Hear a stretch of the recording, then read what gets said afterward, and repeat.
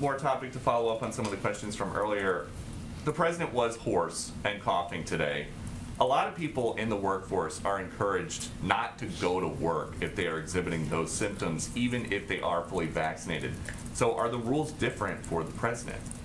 The president, again, was tested, as we put out in a transparent piece of information from his doctor, where he received a response quickly from that test, enabling him to proceed. People also he had a cold, which is what you know from the information put out by the doctor. But as you know from your own experience, it is possible to test negative several times before there's a positive test. So is there any concern about having him at work while he's got these symptoms, even if he is showing negative I can assure you that the president follows every protocol. He wants to keep everyone safe in the White House, and that's why obviously we consult with the doctor and we put out that information to make it available to all of you. Go ahead. If I can ask you about the announcement the president made yesterday. Right now, some European countries are subsidizing the testing process overseas. The decision was announced here that the government would be having Americans submit to insurance for reimbursement. Why that decision and not follow what's been a successful path for a lot of European countries,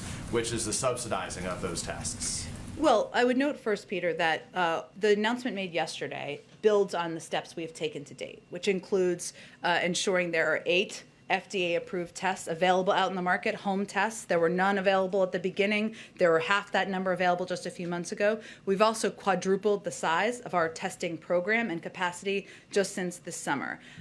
We've also invested billions of dollars here in the testing market. That market here includes reliable tests that meet the FDA's gold standard. Some of those tests might not meet that standard, and that's what we think the American people expect and deserve. We also want to ensure the testing market continues scaling up and remains competitive and innovative. We believe this will help drive down costs. So our view is we want to, and we share the objective with others, we want to make them more accessible. We want to lower the costs of tests. We also announced that we're going to be donating 50 million tests to rural and community health centers. That's what we're trying to achieve here, and we feel this builds on the steps we've already taken to date. But we have different tests, we have different market approaches here, and we're going to continue to build on what we're doing here in the United States. The president, in his remarks earlier today, said